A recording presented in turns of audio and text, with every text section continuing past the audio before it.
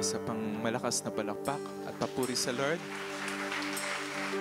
Para sa Panginoon, kataas-taas ang lahat, sa lahat. Sige, patagalin natin yung applause. Ito ang Lord. Para sa Lord to. Praise God. Praise God. We worship you, Lord. We worship you, Lord. Lord, we come here, Lord, para po katagpuin po kayo. We come here para marinig po, Panginoon, ng tinig po ninyo. And so, Lord, we invite you. Holy Spirit, we invite you. Speak, Lord. Speak, Lord, sa kalagitnaan po namin. Buksan mo po ang aming pong mata. Buksan mo po ang aming pong tenga. Let us hear you, Lord God. Nito pong hapon na to, Father. We praise you. We worship you. In the name of Jesus. Amen. Praise God. Sige. Praise God. Tayo maupa? Pwede na tayo maupa? So, pupunta tayo sa isang panibagong series. Ang pangalan na itong series na to is Prayer and Vision Sundays. Actually, bukod ngayon sa first week ng December yung isa pang kasunod na to. Pero itaka lang natin, italakayin lang natin itong isang part, when prayer and worship unite. Sige. Ready na kaya yung PowerPoint ko? Okay na to. Sige. Tapos okay lang makibawas ng lights dito.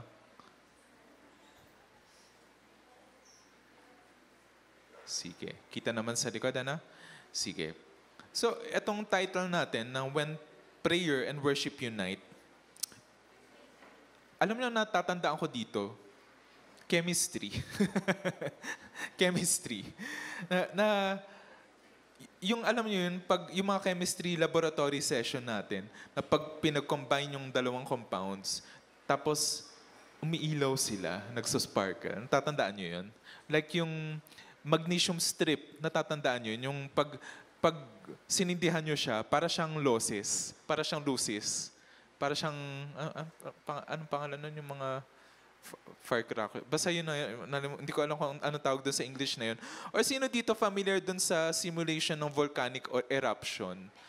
Sino dito nakagawa ng ganun as science experiment? Gumawa kayo ng volcano, mula doon sa paper mache, sa clay. Sige nga, taas ang kamay. Curious lang ako. Yeah, wow. Wow. O sige. Ang exciting na mga ginawa. So, and yung volcanic eruption nga na to, so let's say nakagawa kayo ng model ng volcano mula doon sa paper mache, doon sa clay. Tapos, supposedly, meron na kayong compound doon or solution ng baking soda, yung dish soap, kung ano man gusto nyo. Hindi ako endorser ng Joy. Sige, Joy, ilagay natin. Tapos food coloring, particularly red. Tapos pag ganun, okay pa siya, stable pa siya. And then buhusan mo ng vinegar. And then all of a sudden, nag-fizzle na siya. No, bumubula-bula na. Tapos tayo naman mangha-mangha, wow, volcano, palakpakan na. Siyempre, bata tayo nun, no? Tapos, ngayon, yung baking soda, yung dish soap, at saka yung vinegar, tatlong different na compounds sila na powerful sila sa kanilang purpose. Like let's say yung Joy, isang patak kayang sangkatutak. So, isang patak lang nun, marami ka nang mahugasan na plato nun. No, suka, no, kaya nun baguhin yung mukha mo, 'di ba? Isang sip-sip lang nun, sarap asim. No, tapos bukod pa doon, ano siya, masarap. Sausawan ng chicharon, panlagay doon sa paksiw, panlagay doon sa maraming pagkain. Tapos yung baking soda, marami din siyang purpose. No, hindi lang sa pagkain, kundi kahit dun sa panlinis.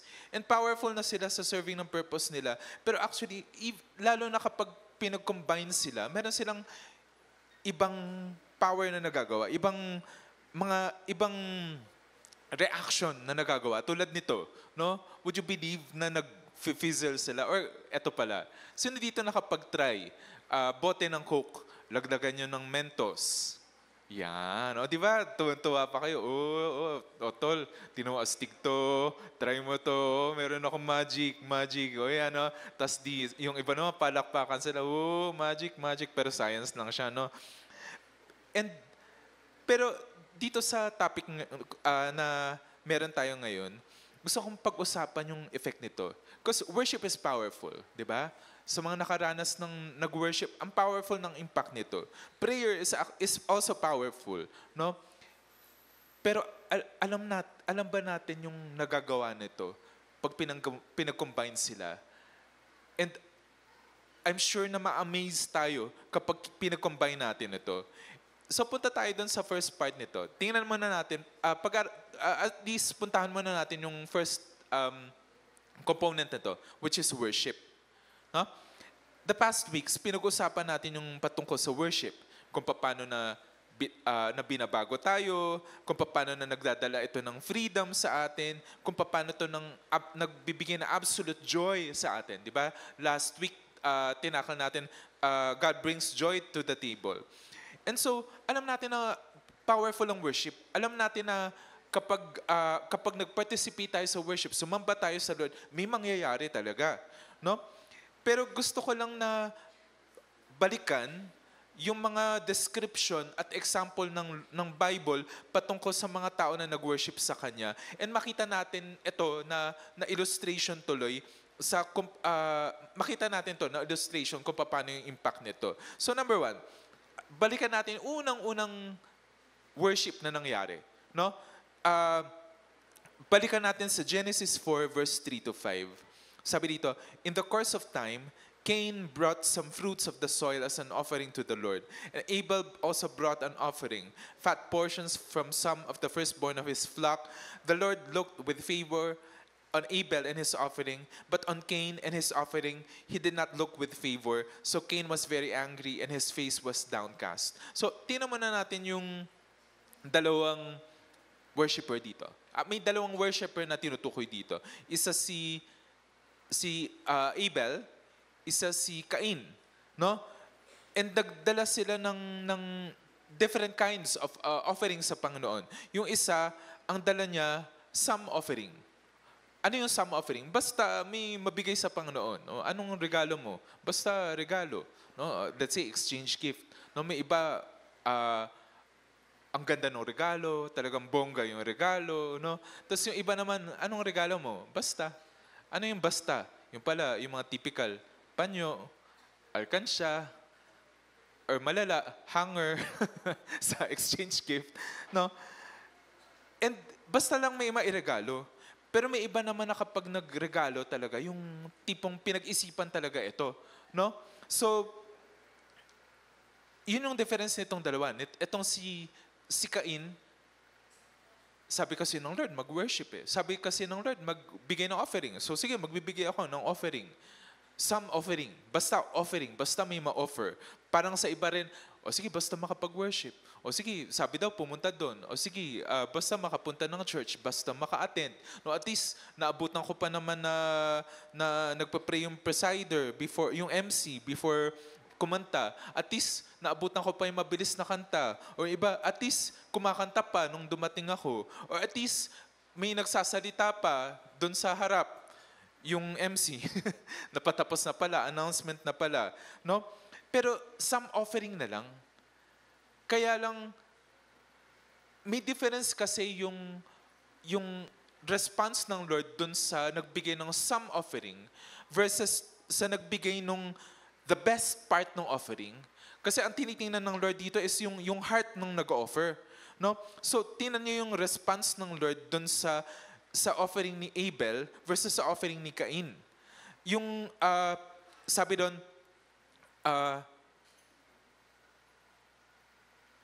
the Lord looked with favor on Abel and his offering.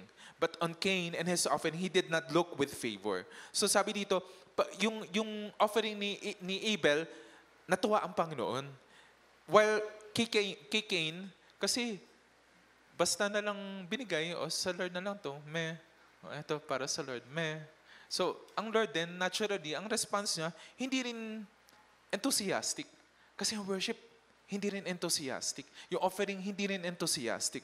Basta may maibigay na lang. And makikita natin na yung very important ingredient ng worship na hinahanap ng Panginoon is yung best part ng worship mo. Ano yung best part ng worship mo? Ang sabi dun sa Romans 12 verse 1, offer yourselves as living sacrifices, holy and acceptable to God. No? So kapag mag-worship ka, ang binibigay mo, hindi lang attendance, hindi lang boses para pag nagkantahan, bongga, kasi choir kayo, kunwari, no, ang daming boses na nagkakantahan, no, hindi lang yun eh. Hindi lang naman hanap sa iyo yung boses mo o yung attendance, pamparami lang dito sa church para pag tininan natin, uy, ang ganda, kasi hanggang dun sa dulo, punong-puno. No, hindi lang yun ang hanap ng Lord sa iyo. Ang hanap ng Lord is ikaw. Will you give the best part of yourself? Will you give the best part ng time mo?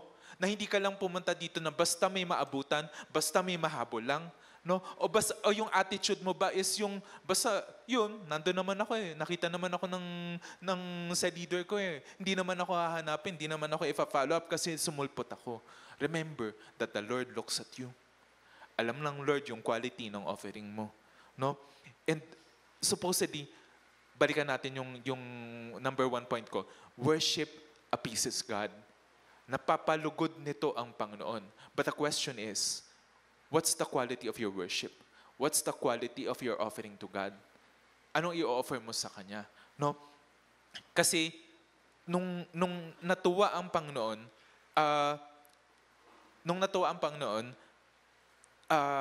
may ginawa siya. Ano yung ginawa niya? Pupunta tayo dun sa second part natin. Number 2. Worship leads God to touch your offerings. Ano yung, sige, mukhang random to na hahawakan ng Lord yung offering ko. Itatouch ng Lord ang offering ko. Anong significance ng ganun? Although, dito kasi sa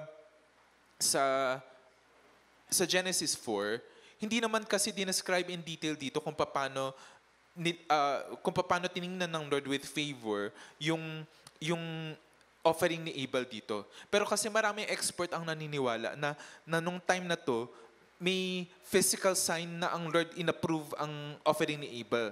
Paanong paraan? May apoy na bumaba galing langit at tinupok yung offering niya sa Panginoon. No? And it's such an amazing sight, di ba? Na mag-offer ka sa Panginoon, particularly nung time na yun, na mag-offer ka sa Panginoon, and all of a sudden, from heaven, may bababa na apoy to consume it. No? And kung titingnan din kasi natin, sabi sa Hebrews 12, verse 28 to 29, therefore, since we are receiving a kingdom that cannot be shaken, let us be thankful and so worship God acceptably with reverence and awe, for our God is a consuming fire. Sabi dito, our God is a consuming fire. So tinutukoy dito na yun ang ginagawa ng Panginoon. Kung saan siya nandoon, siya ay parang apoy. Kung ano yung mahawakan niya, parang apoy na tinutupok. No? Lord, ayoko namang matupok. Ayoko naman na yung kung anong i-worship ko sa'yo, yung boses ko, pag binigay ko sa'yo, masusunog. Hindi ganon. Hindi ganon ang tinutukoy dito. No? Paano kinokonsume ng Lord yung ino-offer mo sa Kanya? Actually, it's very delightful. Napakaganda ng ginagawa ng Panginoon kapag may in-offer ka sa Kanya. Tingnan natin dun sa Isaiah 6 verse 1 to 8. Sa verse 1, sabi dito, in the year that King Uzziah died, I saw the Lord high and exalted, seated on the throne, and the train of his robe filled the temple. Above him were seraphim, each with 6 wings. With 2 wings they covered their faces, with 2 they covered their feet, and with 2 they were flying, and they were calling to one another, Holy, holy, holy is the Lord Almighty, and the whole earth is full of His glory. Doon naman sa verse 4, at the sound of their voices, the doorposts and thresholds shook, and the temple was filled with smoke. Woe to me, I cried, I am ruined, for I am a man of unclean lips, and I live among people of unclean lips, and my eyes have seen the King, the Lord Almighty. Then one of the seraphim flew to me with a live coal in his hand, which he had taken with tongs from the altar. With it he touched my mouth and said, See, this has touched your lips. Your guilt is taken away, and your sin atoned for. Then I heard the voice of the Lord saying, Whom shall I send, and who will go for us? And I said, Here I am, send me. So, imagine this. Nung time na to, nagkaroon ng vision si Isaiah na all of a sudden, nalipat siya ng lugar, na-transport siya, or pwede nyo sabihin na teleport siya sa langit. And doon nakita niya yung isang worship service na ang nagdadaos nito, hindi mga tao tulad natin, kundi mga angels na nagkakatipon sila doon. And in that place, nandun ang Lord, ang trono niya, kaharap mo. No? Di ba? It's so amazing. No? Although, at the same time din, nakakatindig balahibo. Kasi ito na yon, ang Lord face to face. Hindi lang yung ramdam mo lang yung presensya niya. Hindi lang to yung yung na-touch ka dun sa presence ng Panginoon, kundi this is the actual na experience, na encounter with God, no? And sabi dito, habang nag-worship sila, yung presence ng Panginoon, sabi dun sa verse 4, and the temple was filled with smoke. Yung smoke symbolizes yung presence of God. And pinupuno nito. Habang nag-worship sila, pinupuno ng smoke yung temple. Meaning, habang nag-worship sila, pinupuno ng presence ng Lord yung lugar ng mga worshipers. Sinong mga nag-worship dito? Yung mga angels. At pinupuno ng Lord yung lugar ng presensya niya. And si Isaiah, yung tao na all of a sudden, na-teleport siya doon. Instantly, nandun na siya sa worship service sa langit. Ang ganda nun, no? Imagine that. No?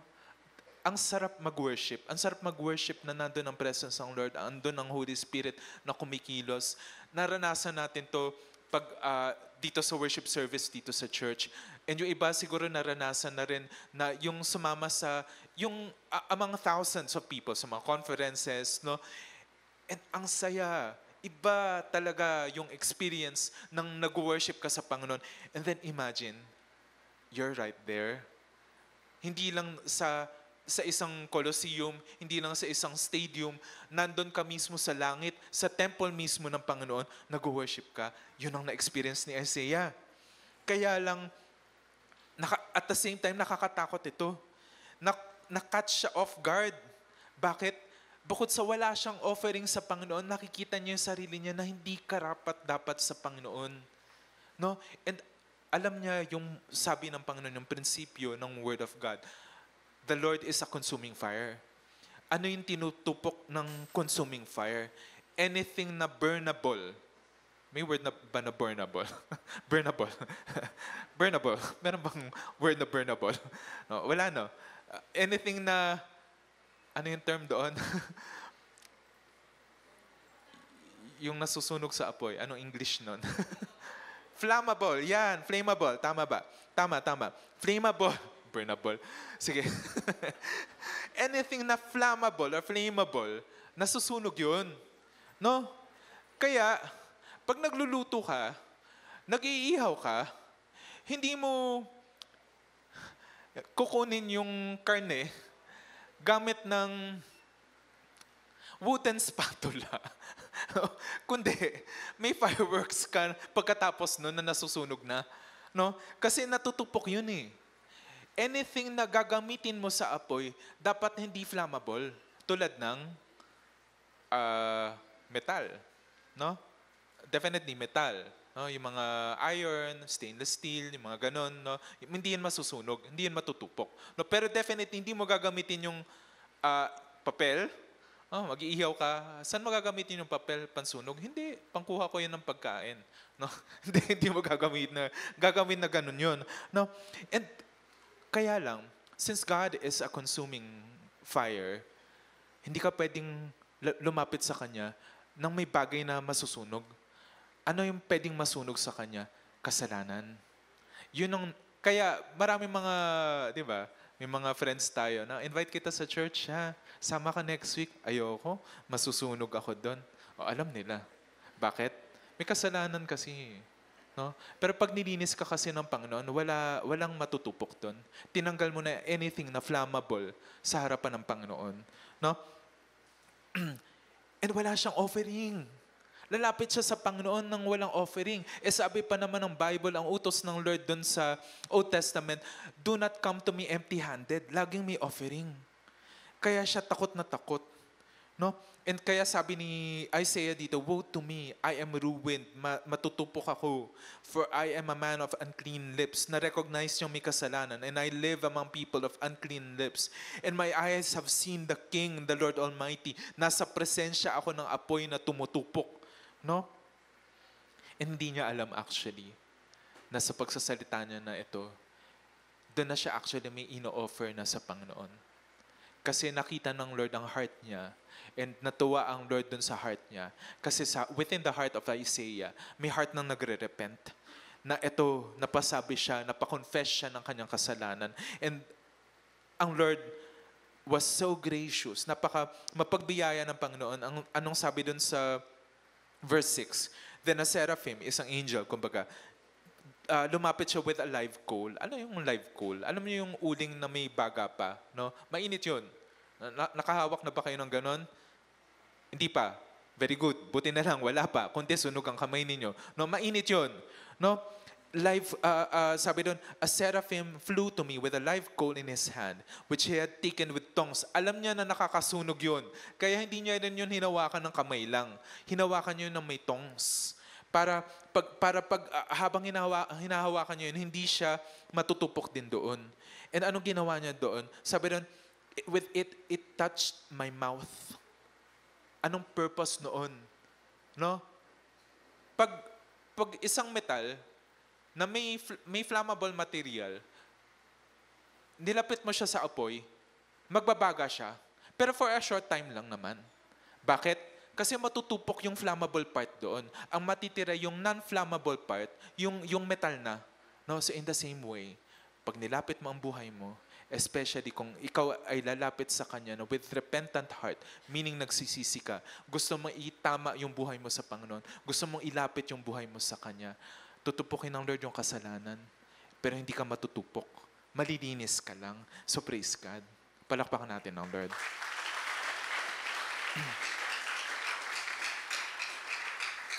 And since inoffer ni Isaiah ang kanyang bibig, sabi niya, woe to me, for I have unclean lips. Ito yung actual na nilalapit niya. No, nilinis ng Panginoon na ito. Tinupok niya yung impurity doon. And he was able to hear God's word. And ginamit yung kung ano yung inoffer niya, ginamit ng Panginoon.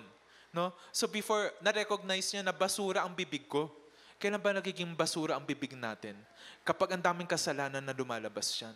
Pagmumura, pagsisinungaling, no, pandadaya sa iba, pagmamanipula, no, mga pangangako ng hindi natutupad, no, doon nagiging basura yung bibig eh. Kasi ang daming kasalanan na lumalabas yan, yung mga green jokes, yung mga bagay na hindi malinis, yung mga chismis, yan yung nagpaparumi at ginagawang basura yung ating bibig. No? Bakit? No? Okay naman yung bibig ko, ang ganda nga may lipstick pa nga no. Bakit ko sinabi na nagiging basura yan? Yung damit, malinis, maganda, binili mo sa sa isang credible na bilihan, no? Let's say binili mo sa bench o binili mo sa ano pa ba yung mga magagandang bilihan, sa Regata, sa Zara o kung ano man, no? Na maganda siya. Supposedly i-try mo siyang ilublob sa putikan, no? Tapos, may tumapon na na coffee sa lamesa. Okay, sige. Nadumihan yung pinagpawisan yung mukha ko. Okay, pahid nung mamahaling damit na yon, no? Tapos over time naipon yung dumi doon, may buhangin na, no, pag piniga mo siya, ramdam mo yung gaspang ng buhangin doon sa kamay mo. Susuotin mo pa ba yon? Susuotin mo pa ba yun? Mamahalin yun. Gucci yun eh. No? Mamahalin yun. Ano pa ba yung mga mamahaling brand? Levi's yun eh. No? Pero pag tinrato mong basahan, yung magandang damit, magiging basahan siya na patapon.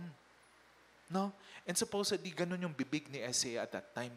Kasi puno ng kasalanan siya.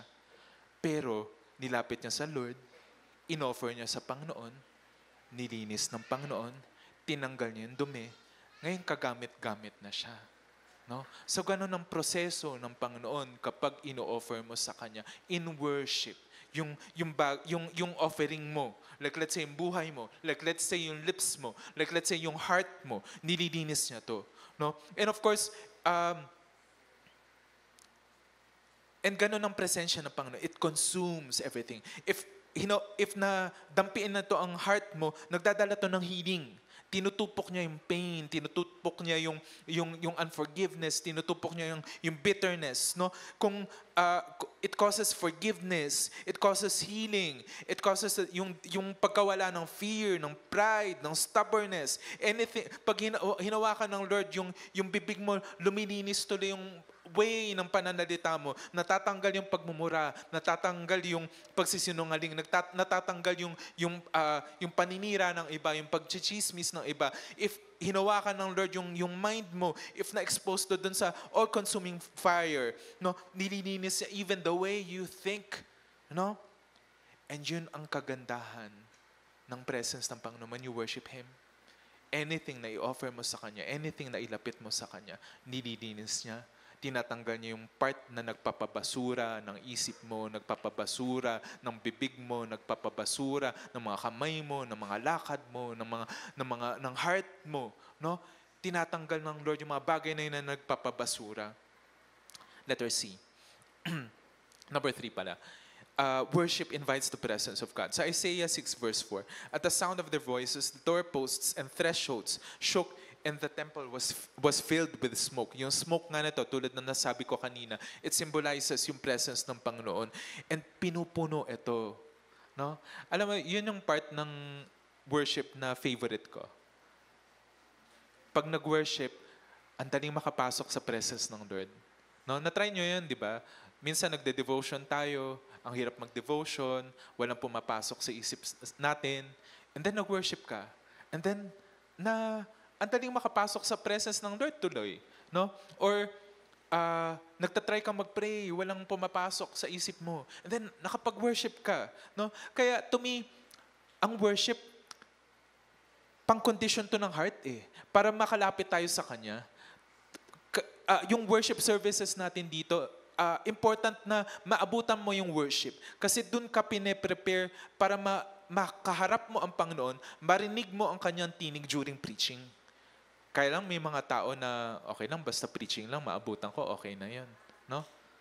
Mga darating dito, ang angas-angas pa. Ayan, hawiin nyo ang daan, dadaan ako. No? Sa aisle, pasingit lang ha, pasingit lang. No? Pero namimiss nila yung part ng worship na napakaganda. Kinokondisyon ka para pag nag-speak ang Lord, nandun ka nakakarinig ng Word of God. No? Ini-invite ang presence of God habang nag-worship ka.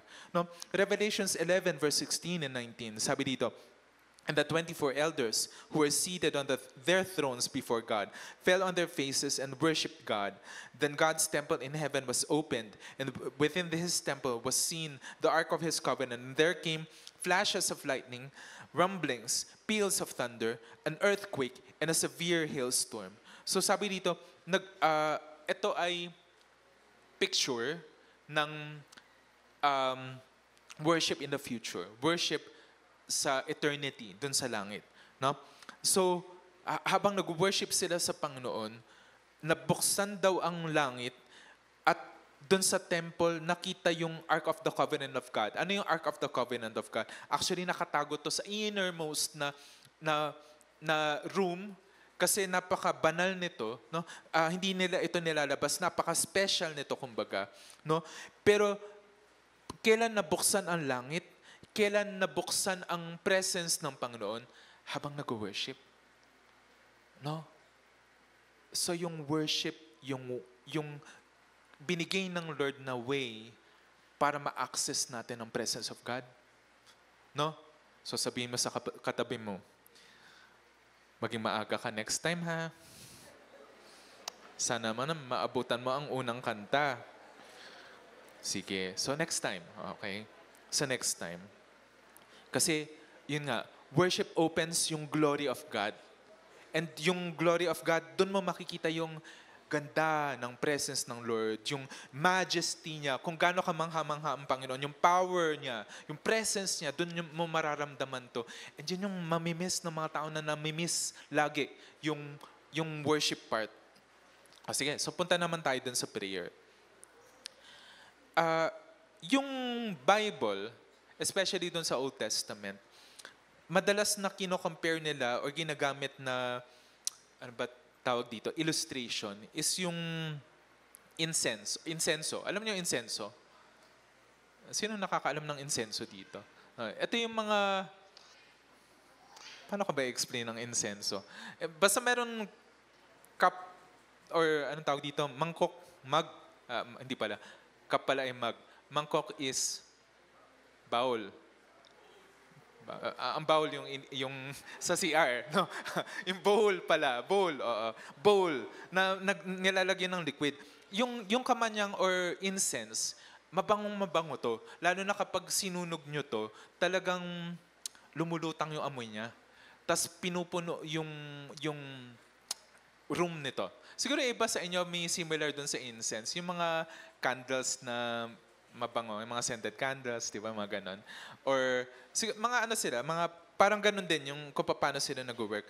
Alam nyo, sa Bible, ang prayer daw, para daw siyang incense. Na mabango yan sa Panginoon. Very pleasing, very appealing sa Panginoon. Habang ino-offer sa Kanya. No, minsan kasi iba nahiya, ayoko mag-pray, hindi ako magaling mag-pray. Hindi ko alam kung anong sasabihin ko. Ang kaya ko lang sabihin, Lord, sana po, Amen. Kaya nahiya siya. No? Pero actually, ano man yung prayer, lalo na, sabi ng Bible sa Hebrews 11 verse 6, without faith, no one can see God because anyone who comes to Him must believe that He exists and that He rewards those who earnestly seek Him. Pag talagang hanap mo ang Panginoon, no? And nag-pray ka, ang sabi dito, yung prayer mo daw parang incense na mabango sa Panginoon, very appealing, no? Nakakatuwa ng puso sa harapan ng Panginoon. So, number one na point ko dito nga, ang prayer, it pleases the Lord. Simply mag-pray ka lang, nalulugod na ang Lord. It doesn't matter kung ano yung word content nito, kahit na hindi ka yung nagsuspoken poetry, no? Hindi ka makata, no? Hindi ka magaling sa mga ganong pananalita, no? It doesn't matter.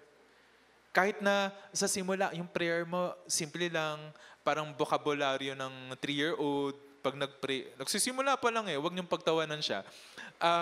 Pero it doesn't matter. Yung prayer itself, yung makalapit ka sa Panginoon, natutuwa ang Lord doon. Ang prayer mo ay isang mabangong handog para sa Panginoon. No? Sabi rin sa Psalms 141 verse 2, may my prayer be set before you like incense. No? May my prayer be to you like incense. May the lifting up of my hands be like the evening sacrifice na aabot sa Panginoon. Maamoy niya yun. Ang bangong-bango. No? Wag mo nang sabihin na, ay, hindi mabango yung hininga niya. Hindi yun. Hindi yun. No? Yung prayer ang mabango, hindi yung hininga. No?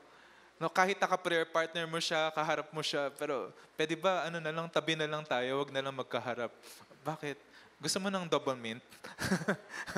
No, ganun na lang. No? Hindi yun. Pero yung prayer mo, mabangong handog yan sa Panginoon. Number 2, He collects them. When they reach a threshold or a certain point, He gives answer to them. Sabi dun sa Revelations 5 verse 8, and when He had taken it, the 4 living creatures and the 24 elders fell down before the Lamb. Each one had a harp, and they were holding golden bowls full of incense, which are the prayers of the people. So sabi dito, yun nga, gaya na nasabi ko kanina, na bowls, mga mangkok na puno ng insenso. Ang sabi dito, ito daw yung prayer of God's people.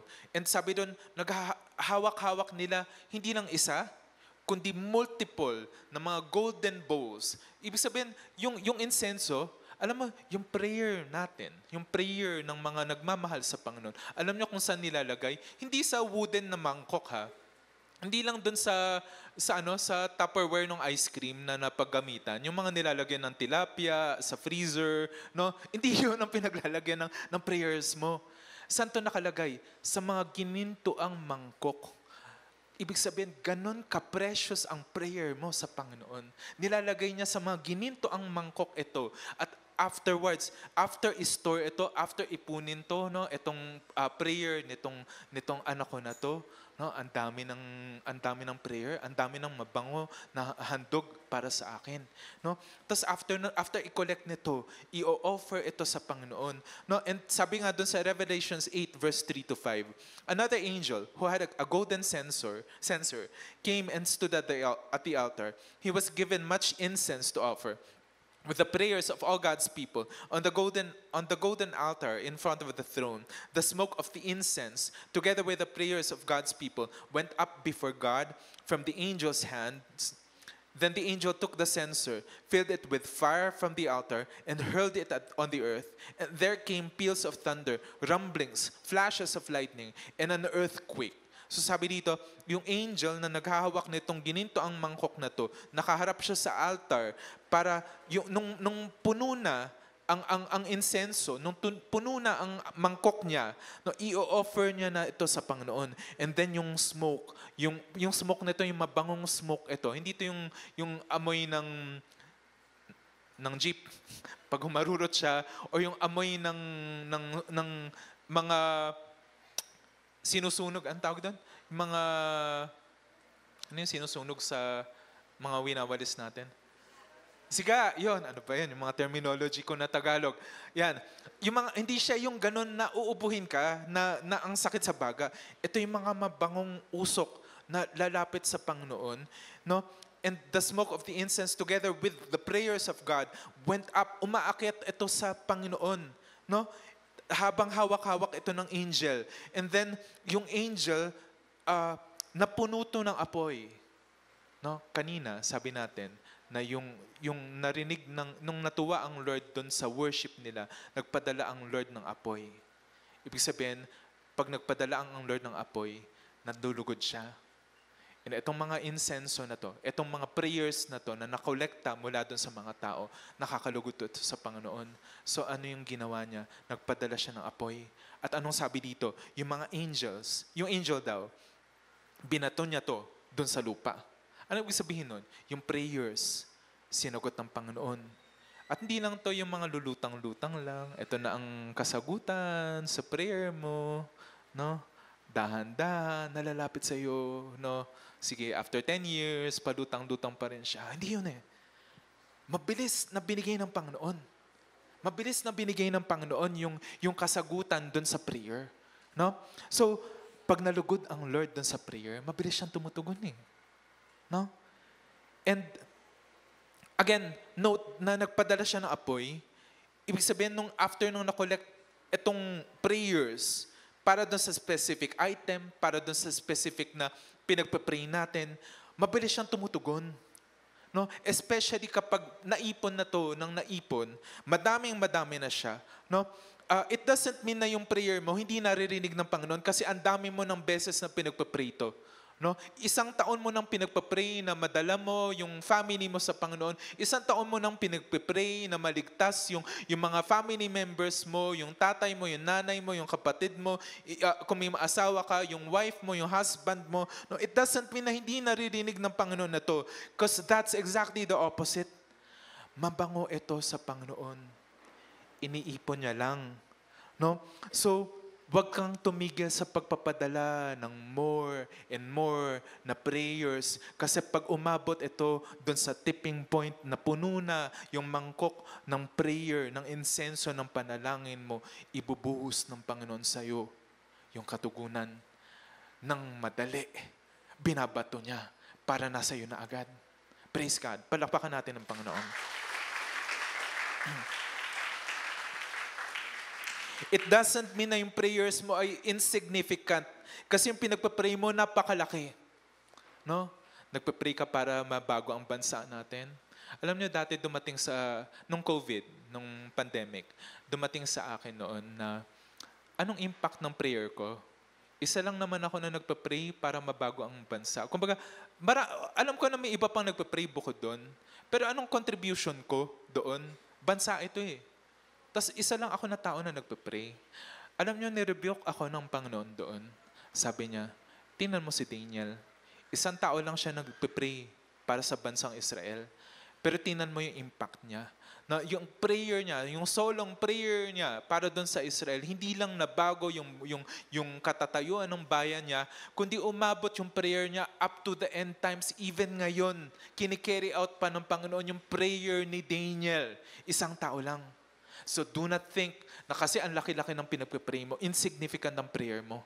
Malaki yan. Again, mabangong handog yan sa Panginoon. Iniipon niya yan sa Panginoon because they are so precious. Napakahalaga sa Panginoon yung prayer mo. Huwag kang madi-discourage mag-pray. Huwag kang madi-discourage mag-pray. No? They are collected and brought before God, to which kapag naipon na to, pag umabot na dun sa point na yon na napupuno na, no? Ibabato niya to by fire and quickly ibibigay niya to sa iyo when the time is right. Therefore, don't give up praying for your family. Tagal, no? Maaaring yun ang sabihin natin, don't give up. Maliligtas din yan. No? Precious ang prayer mo para sa family. Precious yung prayer mo para madala mo na yung magulang mo dito sa church. Akala mo lang parang walang nakakarinig. Akala mo lang ikaw lang mag-isa na pupunta dito sa church. Tapos ang bigat-bigat kasi pag uwi mo ng bahay, ipapersecute ka nila. Sasabihin ka nila, oh wala ka na naman ngayon, lagi ka na lang nasa church. No? Tapos hindi nila ma-appreciate yung mga bagay na ginagawa sa iyo ng Panginoon. Nagde-devotion ka, ginagambala ka nila. And then ikaw sa loob-loob mo, Lord, kailan ba? Kailan sila maliligtas? Lord, ang tagal ko nang pinagpapray. Lord, naririnig mo pa rin ba ako? No? Pero in truth, naririnig yan ng Panginoon. It is very precious in His sight. Gustong-gusto ng Panginoon yan. Natutuwa siya dun sa prayer mo para sa family mo. No? Ano pa yung mga pinagpapray natin? Yung breakthrough. Lord, hirap na kami. Paikot-ikot na lang kami. Lagi na lang ba na mangungutang kami tuwing bayaran? Lagi na lang ba na hindi ko alam kung mag-enroll pa ba ako next sem o hindi ngayon? Lagi na lang ba na tuwing exam? Lagi na lang ba, Lord, na hindi ko alam kung mag-exam ba ako o hindi? Kasi hindi ko alam kung may pambayad ako o hindi. Lord, kailan darating yung breakthrough? Lord, naririnig mo ba ako? They are precious in His sight. Yung prayer mo. Ano pa? Mga pinagpapray natin. Ministry, Lord, ilang beses na ako nagbukas ng cell. Lord, ilang beses na naminasharean ako na consolidate. Lord, wala pa rin nagtatagal. Lord, kailan mo kaya diringgin ito? They are precious in His sight. Ano pa? Yung freedom, Lord, kailan ba ako makakalaya? Lagi na lang akong alipin itong emosyon na to. Lagi na lang na pag ganito ang nangyayari, nagpapanik ako. Lagi na lang na nagbe-breakdown ako kapag ganito ang nangyayari. Lord, kailan ba? Naririnig mo ba ako? They are precious in His sight. Ano pa? Healing. Ano pa? Yung anything na pinagpe-pray mo sa Panginoon. For at a certain point, your prayers, aabot sila dun sa threshold, yung measuring point na yun, to which God will respond. Paano kung tumigil ka na? Malapit na siyang mapuno yung prayer mo. Tumigil ka na. Konting patak na lang ng prayer mo, aapaw na siya at ibabato na ng Lord ang katugunan sa'yo. Tumigil ka ngayon. Lord, ayoko na, give up na ako sa pagpapray sa family ko. Mukhang hindi naman maliligtas eh. Lord, mukhang imposible eh. Sayang, ilang patak na lang ng prayer to. Magpapadala na ng Lord ng katugunan sa'yo. Kaya lang tumigil ka. No? If you give up now, the amount of prayers will be unfinished. No? Konti na lang. No, tulad ni Elijah at the proper time. Sabi dun sa 1 Kings 18, verse 36 to 38, at the time of sacrifice, the prophet Elijah stepped forward and prayed, the Lord, the God of Abraham, Isaac, and Israel, let it be known today that you are God in Israel and that I am your servant and have done all these things at your command. Answer me, Lord, answer me, so this people will know that you, Lord, are God and that you are turning their hearts back again. Then the fire of the Lord fell and burned up the sacrifice, the wood, the stones, the soil, and also licked up the water in the trench. Kumbaga dito, nag-offer si Elijah. Simple lang. No? Simpleng prayer lang sa harapan ng Panginoon. No? Kaya lang, mukhang imposible. Kasi yung inalay niyang peace sa Panginoon.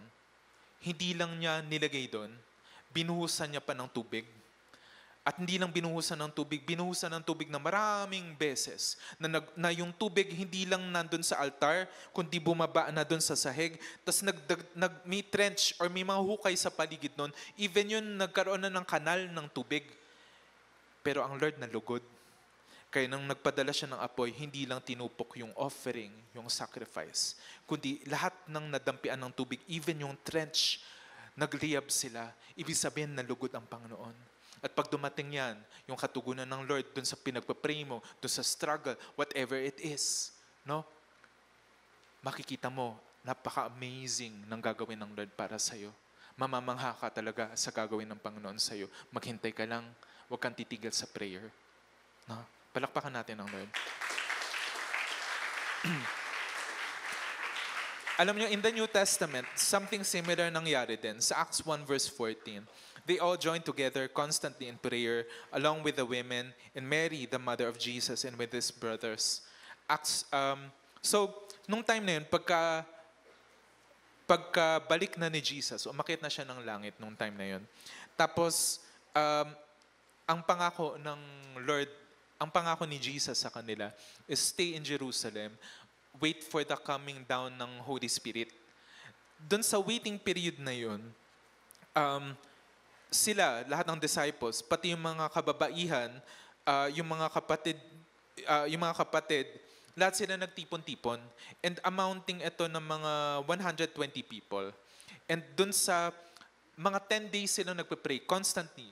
No, buong araw na prayer meeting to. No, tayo may 3 days prayer and fasting dito. 3 araw lang yun. Sila 10 days na nagpe-pray.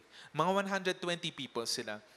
Sa Acts 2, verse 2 to 4, sabi doon, suddenly, a sound like the blowing of a violent wind came from heaven and filled the whole house where they were sitting. They saw what seemed to be tongues of fire that separated and came to rest on each of them. All of them were filled with the Holy Spirit and began to speak in other tongues as the Spirit enabled them. No? So, 10 days silang, gano'ng katagal silang nagpe-pray? 10 days. Matagal ba yon? 10 days. That's more than 1 week. Kumbaga, nag-start tayo ng Monday, matatapos tayo next Wednesday. No? Matagal yun. No, yung iba mainip. Siguro attend lang ng mga 5 araw, tapos after nun, tama na. Marami na akong contribution dun sa prayer. No? Okay na yun. No? Or, madami naman sila eh. So, okay na yun. Pampadami lang naman din ako sa kanila eh. No? But then, etong 120 people na to, nagtuloy-tuloy sila for 10 days. No? And after nun, anong sabi dito? Bumaba ang katugunan. Again, alam niyo ang Lord, ang hilig niyang mag-symbolize ng fire. And tulad kanina na nagpababa ang Lord ng apoy bilang katugunan dun sa sacrifice, dun sa prayer nila. No? This time nagpababa ang Lord ng spiritual fire na para daw siyang apoy na pagbaba niya ng bubong, pagtagos niya sa bubong, all of a sudden, naghiwalay-hiwalay yung mga apoy na yan at pumunta, lumutang dun sa taas ng mga ulo ng mga believers na nagpa-pray dito. No? Tapos all 120 of them na may tongues of fire o yung dila ng apoy, no? Lahat sila na puspos ng Holy Spirit at nag-speak in tongues. No? Yung, pag sinabing speak in tongues, meaning hindi mo to native language, hindi mo to inaral, wala kang kaalam-alam doon, pero dahil doon sa Spirit of God, no? Kinaya mong magsalita ng ibang lengguwahe habang nagpupuri ka sa Panginoon. At ganun nga ang nangyari sa kanila. Tumugon ng Panginoon. No? Anong difference nito? Bakit 10 days lang? Hindi natin alam kung ano yung eksaktong sagot doon. Pero masasabi ko, madami kasi sila nag-pray. Remember, iniipon ng Lord yung prayer. Kung marami kayong nagdadagdag ng prayer doon, di ba ang bilis ng tugon nun? Kaya lagi kong ina-advertise dun sa prayer meeting pag nag-i-invite ako dun, attend ka dun. Kasi may prayer box dun. Pag hinulog mo yung prayer mo dun, yung buong congregation, pati yung primary, pati si pastor, ipagpapray yun. Ang lakas ng prayer nun. Imagine that. No? So, kaya tayo nag-a-attend ng prayer meeting. No, yung iba, prayer meeting yan. Ano lang ako pang Sunday worship lang ako, pang cell lang ako. Hindi. Important yun, yung prayer meeting. No, sasabihin mo sa katabi mo, attend ka sa Friday, 5 p.m. to 7:30, huwag kang malilate, attend ka bago magkantahan. Okay. Yun din ang reason kung bakit tayo nagpa-pray doon sa cells natin. Kasi pag pinagpa-pray natin yung goal natin, marami tayong nag-aambag doon sa prayer na yun. At alam nyo, yung mga pinagpa-pray natin doon sa prayer list, nabago na, by the way marami ng improvement, marami nang nabago doon sa pinagpa-pray natin sa prayer list. Bakit? Kasi tinugunan ng Panginoon. Bakit? Buong church ba naman, every Friday, every time na magpipick up ka ng prayer list, papasadahan mo yun. Nag-aambag ka ng prayer para doon sa mga specific items na yun. No? And yun ang importance ng group prayer. Na nagpa-pray kayo para sa isang specific issue. Lahat kayo nag-aambag doon. So wag niyong mamaliitin ng prayer meeting. Prayer meeting lang yan? Hindi yan mahalaga? No. Napakahalaga ng prayer meeting. Attendan natin yun. No? Actually sa amin, kahit bagong believer, ini-invite na namin doon. Kasi, at isa pang maganda sa prayer meeting, practicean yan para maging komportable ka mag-pray. Ay, ayoko mag-attend doon, nahihiya ako, hindi ako marunong mag-pray Mag-practice ka. Sige, magpa-practice ako. Alam mo, ang best way, best time at place kung saan mag-practice, prayer meeting. Sasama ka pa rin. No? Ganon. Do not miss it. Mahalaga ang ambag mo sa prayer. What if? Sige, pinag-uusapan natin ng hiwalay kanina. Yung worship at saka yung prayer. What if pagsamahin natin sila? Anong mangyayari? No? Acts 16, verse 22 to 24. The crowd joined in the attack against Paul and Silas, and the magistrates ordered them to be stripped and beaten with rods. After they had been severely flogged, they were thrown into the prison, and the jailer was commanded to guard them carefully. When he received these orders, he put them in the inner cell and fastened their feet in the stocks. So, ganito ang nangyari kay Paul at saka kay Silas. Nagpagaling sila ng taong inaalihan ng masamang spirito na dahil doon sa masamang spirito na to, kaya niyang manghula. Mga fortune tellers. No? Kaya lang, nung nalaman ng boss nitong tao na to, na wala na siyang abilidad para mag-fortune tell or magsabi ng manghula, kumbaga, nagalit siya. So, tinawag niya yung mga tao. Tapos sabi niya, eto mga to, nanggugulo to. Sinisira nila yung business ko. Sinisira nila ito. Mga magulong mga tao na to. Halika, tulungan niyo ako. Saklolo, tulong, ganyan. Tapos yung mga tao na talon lang ng talon, hindi naman nila alam yung storya, no? Nakisama sila doon. Kaya mahirap yung talon ng talon eh. Hindi mo pa alam yung storya, sasabat na agad, no? Hindi mo pa alam yung storya, naki-attack ka na rin, no? Anyway, so, ano nangyari? And inaresto itong si Paul at saka si Silas, nilatigo sila, tinapon sa bilanggo, and may nagbabantay sa kanila. At hindi lang yun, nilagay sila sa innermost cell. Wala nang chance ng pagtakas dito. Kasi nilagay sila sa pinaka-secure na lugar, no? Maximum security, kumbaga. At hindi lang yun, yung mga paa nila, kinabit doon sa stock. Ano yung stock? Parang, alam niyo yung mga wooden na plank na may butas, tapos sinusuot yung ulo mo, tapos yung mga kamay mo, nakasuot doon. Nakita niyo probably to sa mga cartoon, sa anime, or sa mga, dati, form siya ng punishment. Nandun ka lang. Lagi. Walang pahinga. As in, ganun lang lagi. No? Nakakangalay yun. At bukod pa doon, na sugatan yung likod mo, tumutulo yung dugo, nilalangaw yung likod mo, iniitlogan ng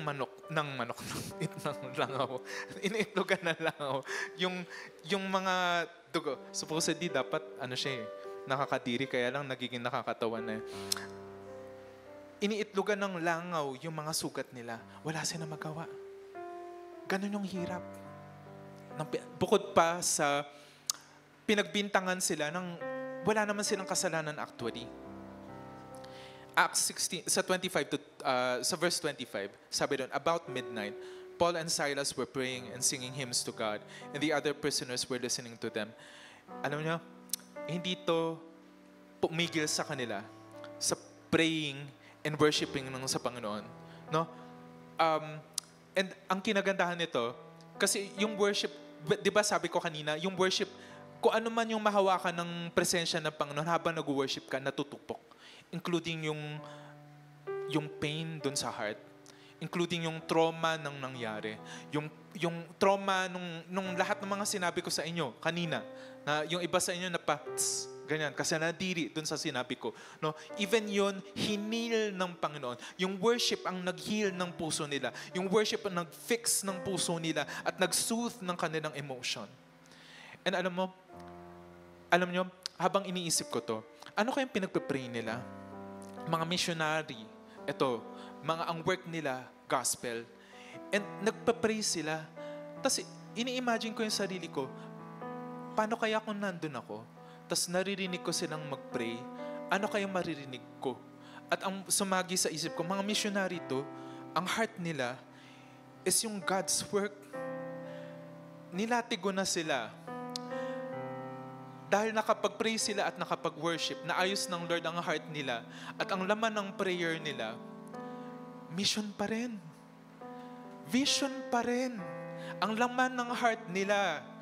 Bakit ganun ang laman ng heart nila? Bakit despite ng circumstances, ganun pa rin ang kaya nilang ipag-pray?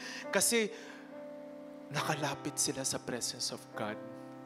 Pinagaling ang kanilang puso sa lahat ng hurts, lahat ng trauma na naranasan nila. No? Ang hirap kaya mag-pray nung time na yun? I think so. Mahirap mag-pray nang may masakit sa loob. Mahirap ang mag-pray nang may masakit sa katawan mo. Ini-imagine na yung dalawang yun, kalooban mo, katawan mo, nasasaktan, no? Ang hirap-hirap pumasok sa presence of God ng panahon na yun. Pero yun ang rason kung bakit sila nag-worship. Kasi dun mo ini-invite ang presence of God habang nag-worship ka. At habang nag-worship ka, no, kahit na ang hirap-hirap ng circumstances na yun, pero makakapasok ka sa presence of God. Habang nag-worship sila, dinala ang presence ng Lord saan? Sa bilangguan. Napaka-unlikely, no? Ang presence of God nasa bilangguan. Sino pang nakaranas ng presence of God doon? Alam nyo? Probably, yung ibang mga bilanggo doon, sabi doon sa Bible, nakikinig sila. And malay mo, yung iba, nagsa-start na rin na nakiki-worship sa kanila. No? And na-touch sila ng presence of God. Mga tambay lang doon sa bilangguan, naranasan nila ang presence of God. Tulad nung iba siguro dito, na first time pa lang naka-attend, mga bagong invite, hindi pa siguro naninibago pa sa mga pangyayari, mga nandito lang, wala eh. Kasi may nagbabantay sa akin eh, hindi ako makaalis. Joke lang. No? Pero regardless, habang nakikinig ka lang, may nangyayari. Kasi tulad sa kanila, nakikinig lang, nakikijoin lang dun sa experience, curious lang about dun sa worship, and then ang Lord nagmi-minister na sa kanila. And then, yung mga apostles, si Paul, si Silas, nag-pray sila. And alam nyo, yung prayer nila, mas mabango than usual. Kasi may halo tong desperation, may halo tong hirap, may halo tong suffering eh. Kakabugbog lang sa kanila, kakalatay lang sa kanila, kaka-persecute lang sa kanila. And alam mo yung prayer nila para dun sa vision, suddenly, napaka-precious, even more precious sa Panginoon. Kasi despite nung mga dinadanas nila, nakakapag-pray pa rin sila. Yung tawag nila sa Panginoon, yung hiling nila sa Panginoon, ka-align nung desire ng Panginoon, ka-align nung heart ng Panginoon. And then, alam nyo, at the right time, nung napansin ng Lord yung insenso ng prayer, ng worship ni Paul at ni Silas, and then kasama na rin yung mga tao, yung mga bilanggo na nakikinig doon, ang Lord sumagot once again by fire. Hindi siya yung literal na fire na nakikita. Ito ay invisible na fire na binato ng Lord mula sa langit, papunta sa lupa, papunta doon sa prison. And sabi doon sa verse 26, suddenly, may nangyari, there was such a violent earthquake that the foundations of the prison were shaken. At once, all the prison doors flew open and everyone's chains came loose. So yung fire, may explosion siyang ginawa. Niyanig niya yung lugar, niyanig niya yung foundation ng prison, no? Na mayroon lang silang isang intention, na yung fire na yun, may isang purpose na yun, na etong si Paul at si Silas, na dapat hindi naman talaga nandun sa loob ng bilangguan. Kaya pinalaya ng Panginoon nung nagpadala siya ng apoy. At mapapansin nyo, walang lindol na nagbubukas lang ng pinto. No? Meron bang lindol na nagbubukas ng pinto? Pag nayanig ang lugar dahil doon sa lindol, hindi siya nagbubukas ng pinto. Naglalaglag siya ng mga bagay. No? Ganon ang lindol. Pero iba tong lindol na to. Kasi ang ginawa niya, binuksan niya yung pinto. Yung mga chains nagkalasan. Kaya alam mo na, galing sa Lord ito yung tugon ng Panginoon sa kanila. No? And pinalaya sila. Actually, hindi lang sila. Lahat pinalaya ng Panginoon. Even yung mga nakikinig lang. Kaya yung mga nakikinig dito, sige, palakpakan natin ang Panginoon. Huwag mong mamaliitin na nandito ka lang, nakikipakinig ka lang. Kasi kahit na simpleng nakikiparticipate ka lang, may gagawin ng Lord sa'yo. No? May gagawin ng Lord sa'yo. I believe so.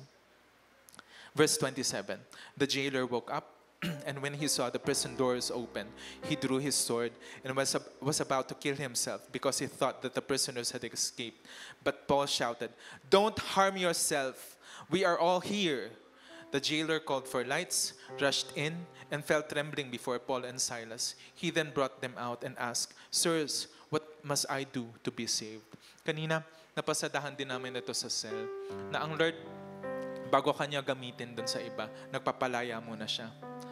Siguro ang hirap mag-share sa katatayuan ni Paul at ni Silas kung naka-chain pa rin sila, nasa stuck pa rin ang paa nila, nakakulong pa rin sila. Pero kasi gagamitin sila ng Lord sila ng Lord. So nagpadala ang Lord ng pagpapalaya sa kanila. And pagkatapos nilang mag-worship, pagkatapos nilang mapalaya, nung meron silang testimony. Ano yung testimony na yun? Malaya na sila. Anong ebidensya? Kitang-kita, nakabukas na yung pinto, nakakalas na yung mga chains. No? And nung nakita to ng jailer, na-amaze siya. Well, literally, natakot siya kasi siya ang madadali dito Siya ang maaring patayin kapag may nakatakas sa kanila. And ironic, and kumbaga, sumakto lang din na yung tanong niya, saktong-sakto dun sa intention ni na Paul at ni Silas. Ano yung tanong niya? Sirs, anong gagawin ko para maligtas? And saktong-sakto din yung tugon ni na Paul. Pero bago ako tumalon doon sa susunod na verse, alam nyo, hindi pa kasi tapos ang Lord kay Paul and Silas. Meron pa siyang isang target, yung jailer at saka yung family. So, pag may pagpapalaya na ginawa ang Lord sa'yo, a lot of times, hindi lang to para sa'yo Gagamitin ka ng Lord para mag-bless ng ibang tao, para magdala ng ibang tao sa Kanya, para magpalaya ng iba pang mga tao na nakakulong din. And so, sa verse 31, sabi doon, they replied, "Believe in the Lord Jesus, and you will be saved, you and your household." Verse 32, then they spoke the word of the Lord to him and all the others in the house. At that hour of the night, the jailer took them and washed their wounds. Then immediately he and all his household were baptized. The jailer brought them into his house and set a meal before them. He was filled with joy because he had come to believe in God, he and his whole household. Na alam nyo, ito pala yung rason kung bakit nadala sa bilangguan itong si Paul at saka si Silas. Ito pala yung rason kung bakit katakot-takot na pahirap, katakot-takot na persecution ng dinanas niya. Bakit? Kasi may target ang Panginoon, yung jailer. Hindi nila maaabot yung jailer kung di sila nakakulong. Just as marami sa atin ang hindi maaabot yung mga certain people kung di mo naranasan na makulong, kung di mo maranasan na na-chain ka, kung di mo naranasan na nasaktan ka, hindi mo sila ma-reach out. So gagamitin ng Lord pala yun. And tulad kanina ng sabi ko, bago ka gamitin ng Lord, magpapalaya muna siya. No? And Because, and, and nung time na yun, specifically, at the most impossible situation, doon nakakilos ang Lord. Doon siya naka-work nung plan niya. Alam mo kung bakit? Kasi itong si Paul at si Silas, pinag-combine nila yung worship at yung prayer. Kaya yung blessing ng Lord, yung tugon ng Lord, yung presence ng Lord, sama-sama silang bumaba doon sa bilangguan. Napalaya sila at may naligtas pa. Palakpakan natin ang Panginoon.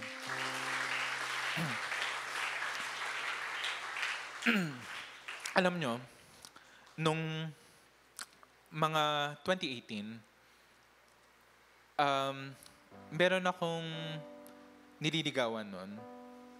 Hindi pa si Grace. Pinaalam ko to sa kanya. Disclaimer, kinuwento ko rin to sa kanya para... Yun. Meron akong nililigawan noon, kaya lang pahirap ng pahirap yung sitwasyon. Tapos, hindi kami nag-a-align. Christian din siya, by the way. Hindi siya dito sa church, so wag niyong hanapin. Hindi niyo siya makikita dito. And at that time, nagiging palabo na ng palabo yung relationship namin. Nagpa-pray ako, paulit-ulit, patungkol dito. Lord, ano yung direction nyo? Ano yung direction nyo? By the way, hiningin ko sa Lord to. Ang Lord din ang nagbigay ng go signal sa akin. So, sa kabuuan ng journey na yon, alam ko na kasama ko ang Lord doon. Kaya lang, at that time, I was stuck doon sa isang relationship na hindi nag-work. Iba yung agenda niya, iba yung goal niya sa goal ko. Pati din doon sa vision, nakikita ko na hindi kami pareho. Kaya nakikita ko na kung mananatili ako sa paglilingkod ko sa Panginoon, hindi ito mag-work yung relationship namin. So at that time, dumating na sa point na malinaw na ang kailangan kong gawin. Kailangan kong makipag-break up dito sa babae na to. And so, it was, I think, a Monday. Isang Monday siya. I think may holiday nung time na yun. Kaya libre siya, libre ako. Tapos nag-date kami nun, the usual. Pero at that time, meron akong intention na nasabihin na sa kanya yon. And actually, sorry, medyo magulo yung storya. Hours before ako pumunta doon, nag-pray talaga ako. Pinag-pray ko kung anong sasabihin ko, pinag-pray ko kung na maging smooth itong breakup namin. Pinag-pray ko yung guidance ng Holy Spirit throughout dito. Tapos, kaya lang, nung umaga, may nag-chat sa akin, isa sa tinuturuan ko, na nawala. Sabi niya, Kuya David, pwede ba kitang makausap? Tas sa loob ko, ibang araw na lang siguro. Kasi break up eh. Kaya lang sa loob ko rin, pinag-pray ko na to. So this time gagamitin ko faith ko. So sabi ko, sige mamayang 7:30 p.m. Same day, few hours after ng break up. May nakaschedule ako na PID or counseling sa isang nanghihina para palakasin ko siya 2 hours after ng breakup, after ko umuwi para doon sa breakup.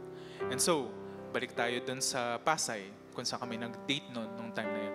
Kinausap ko na siya, hinatid ko siya doon sa dorm niya, tapos pauwi na ako, tapos alam mo yun yung emotion mo. Gusto nang kumawala. Gusto nang lumabas nung iyak, yung hagulgol, yung pagluluksa ng nasirang pangarap, nasirang mga parang may natawa doon. Ang dramatic ba? Parang mga Pinoy na drama, no? Pero yun kasi yung reality nun eh. May pangarap ako with her, may mga ganyan-ganyan, no? Basta alam nyo yun, nagluluksa sa bagay na mahalaga sa'yo na namatay. Pag-uwi ko ng bahay, diretso ako ng kwarto ko, luhod ako, hagulgol ako sa Panginoon. Iyak lang ako. And then, habang kasi pinagdadrive ko siya papuntang dorm, may isang worship song na nagpa-play dun sa sounds nung kotse ko. Ano pangalan ito? Yung Still, ano tawag dito? When the oceans rise and thunders roar. Yan. Tapos, basta yun para alam niyo lang yung tono nun. So, nung pag-uwi ko ng bahay, tumatak sa akin yung song na yun. Kasi nangungusap siya sa akin. So pinlay ko siya, yung song na yun, sinubayan ko siya, nag-worship ako. Sabi doon sa first verse nito, hide me now under your wings. Cover me within your mighty hands. Tapos when the oceans rise and mountains roar, I will soar with you above the storm. Father, you are, tulungan niyo ako. King over the flood, I will be still, know you are God. Tapos second verse doon, help me. Find rest, my soul, in Christ alone. Know His power, in quietness and trust. At nangungusap siya sa akin. At hindi ko alam nung time na yun, pinapagaling na ako. Kaya, nung time na umiiyak ako noon, tapos nagpa-pray ako noon, nag-work na pala ang Lord. Bakit? At kailangan niyang bilisan. Bakit? May appointment ako ng 7:30. Magpapalakas ako ng 7:30. So after 30 minutes, after kong umiyak, sabi ko, Lord, parang tapos na yata. Tapos na luha ako. Magaling na ako, Lord. I think, pwede na. Sige, Lord, maghihilamos na ako. Maligo na ako. Maliligo na ako. Magpa-prepare na ako para i-meet yung dati kong cell member. Tapos kinausap ko siya, pinalakas ko siya, bumalik siya dahil sa biyaya ng Lord.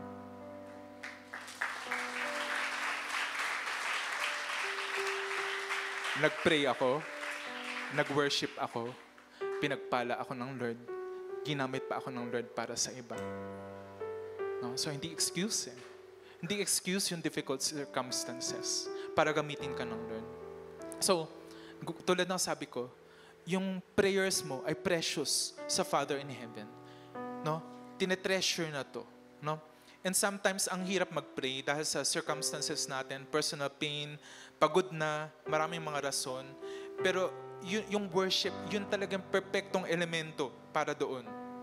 At pag pinagsama mo siya, nagpapadala ang Lord ng answer in the form of fire. Hindi literal fire, pero yung fire na nagkakos ng explosion, na sinishake niya yung things, yung foundation ng things na pinagpapray natin. No? Hindi niya lang nakoconsume yung mga bagay na dinideal natin, yung fear, yung pain, yung struggle, kundi inaayos niya to. And yung impact, hindi lang to sa atin, kundi sa tao sa paligid natin na makakaranas nitong shockwave na to. So, exercise natin to. No? I-test natin ito. Kasi ang Lord, tumutugon siya eh. No? Ginagawa niya to. Tayo. Mag-worship tayo sa Lord. And habang nag-worship tayo sa Lord, i-visualize natin lahat ng chain, lahat ng mga prison na naka-attach sa atin, lahat na nag-hold back sa'yo. Kasi ang Lord, may intention siya na wasakin yan. Ang Lord, may intention siya na palayain ka dito. So simulan natin ng worship.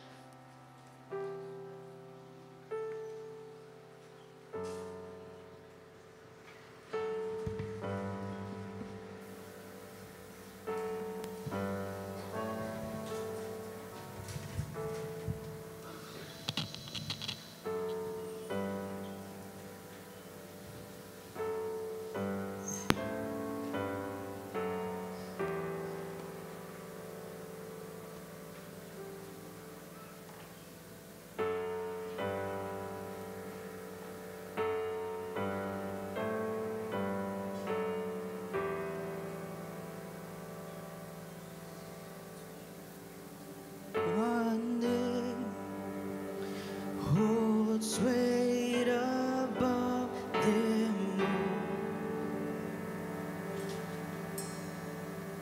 His faith outlasts the earth he formed.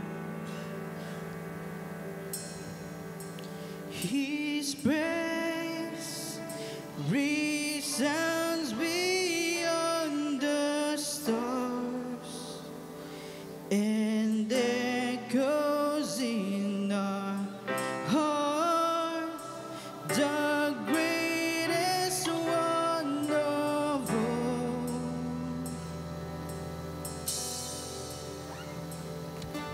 His face shines brighter than the sun.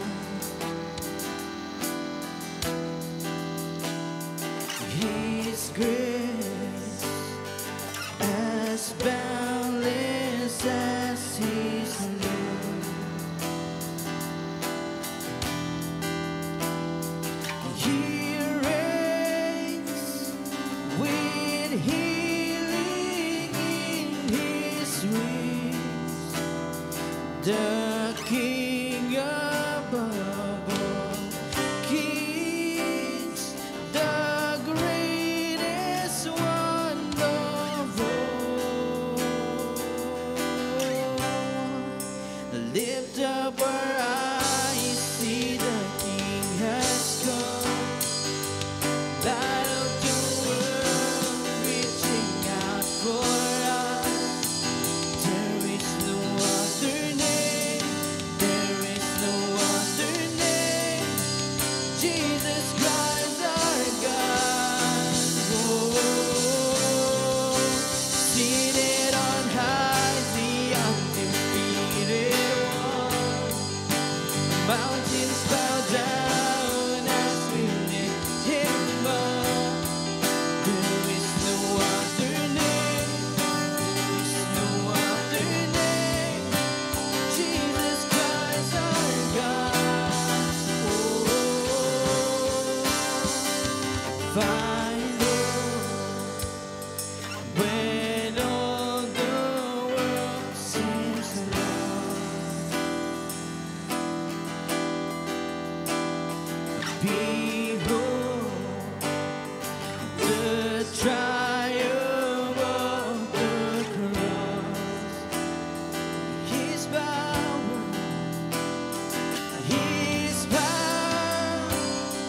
has trampled death and pain. Our life found in His name, the greatest name of all. Lift up our eyes, see the King has come. Light up the world, reaching out for us. There is no other name. There is no other name. Jesus Christ our God. Oh, seated on high, the undefeated one. Mountains bow down as we lift Him up. There is no other name. There is no other name. Jesus Christ our God. Oh, Jesus. Worship You, Jesus. Jesus, Jesus.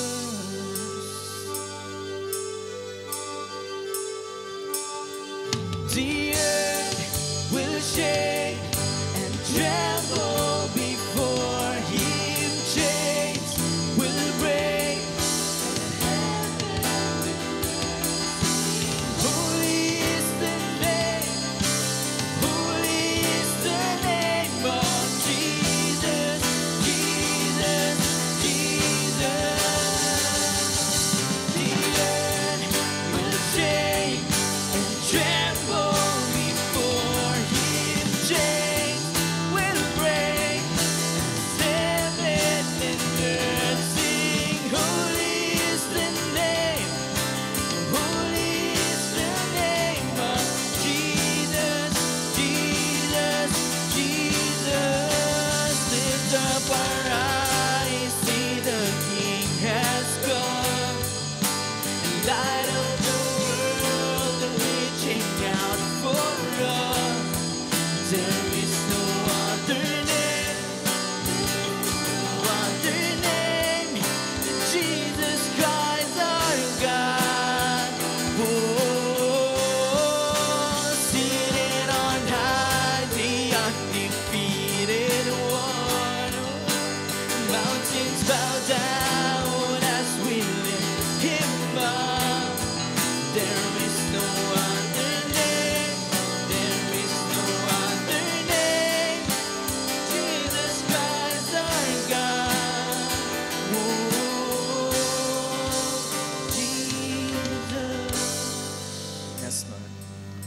Yes, Lord, nandito po ang presensya niyo po.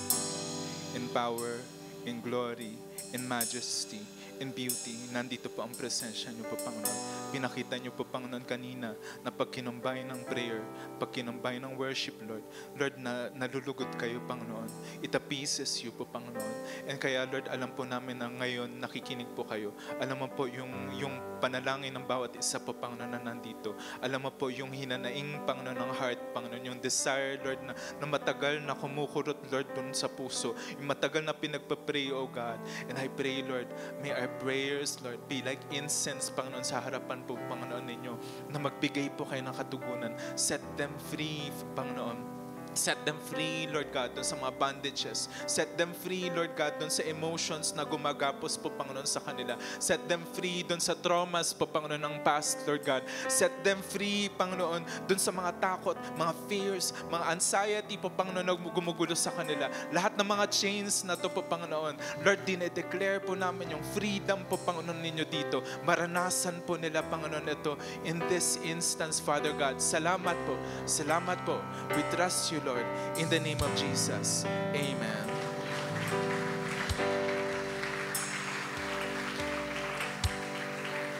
Sige, maaari tayong maupo na.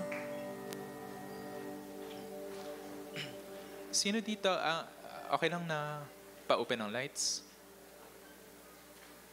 Okay. Oops. Sino dito ang first time na naka-attend dito? Mga invites na ngayon pa na naka-attend? Pwedeng tumayo. Ayun, sige. Natuwa naman ako na enthusiastic sila sa pagtayo. Sige, tayo lang. Yung iba, praise God. Remain standing. Manatili lang kayo sa pagkakatayo. Alam niyo, natutuwa kami. Kasi makaka-share namin kayo sa ginagawa ng Lord. Di ba? Nakaka-bless, di ba? Nakaka-bless ng ginagawa ng Lord. Sige, remain standing ha. Meron lang akong short na message lang sa inyo. Alam niyo, kanina na-mention ko na mahalagang-mahalaga ang prayers ng mga tumatawag sa Kanya. No? Pero alam niyo, what's more important actually sa Panginoon? Kayo. Mga tao. No? Sabi doon sa John 3:16, "For God so loved the world that He gave His only Son, that whoever believes in Him shall not perish but have everlasting life." Ganon kakahalaga sa Panginoon. Pinadala niya ang kaisa-isa, pinakamahalaga sa Panginoon, ang kanyang anak para sa iyo, para mamatay sa iyo, no? Para mailigtas sa kasalanan. Bakit? Kasi wala nang mas seryosong problema sa tao kundi ang kasalanan. Ang kasalanan na nagkukos ng trauma, ng pain, ng pagsira ng pamilya, ng pagsira ng kinabukasan, ng pagsira ng sarili natin, no? And higit sa lahat, dadalhin tayo sa impyerno nito. Ihiwalay tayo sa Panginoon. Pero, kaya si Jesus lang, ang only way, at si Jesus ang pinadala ng Lord para sa situation na to. Tulad ng sabi ko kanina, that He gave His only Son. At sabi dito, whoever believes in Him, may part ka. Ano yung part mo? Manalig sa Kanya. Ano yung manalig sa Kanya? Magtiwala ka sa Kanya. Ano yung pagtitiwalaan mo? Na since namatay si Jesus para sa'yo, ibig sabihin, ililigtas ka niya. Saan? Sa epekto ng kasalanan, sa mga nangyari sa'yo, no? Mga nangyayari sa'yo, yung mga past mo, yung trauma mo, everything na dala-dala mong baggage ngayon, at higit sa lahat, after ng buhay natin na to, dadaling ka niya sa langit. No? So, paano mangyayari to? No? I-surrender mo yung buhay sa Kanya. Ihingi mo ng tawad yung kasalanan mo. And starting now, sabihin mo sa Lord, Lord, susunod ako sa'yo. So kung ganun yung, pwede ba kitang i-invite sa prayer ko? Pwede ba na sumunod ka sa prayer ko ngayon? At habang nag-follow ka dun sa prayer ko ngayon, sabihin mo to na as if ikaw mismo, personally, nagpa-pray at kausap mo ang Lord. Sige, tumungo tayo ng ulo natin, mag-pray tayo. Panginoon, ako po ay nagkasala. Hindi po ako katanggap-tanggap sa inyo. Patawarin niyo po ako sa lahat na nagawa kong kasalanan at linisin niyo po ako. Hinihiling ko po na iligtas ako sa aking mga kasalanan. Aking sinusuko yung aking sarili para si Jesus na ang masunod sa akin simula ngayon. At mula ngayon, magtitiwala na ako kay Jesus na namatay para sa akin. Salamat po sa pangalan ni Jesus. Amen. Mamaya may kakausap sa inyo ha. Tapikin nyo yung mga nag-invite sa inyo. Meron lang silang short message sa inyo. God bless.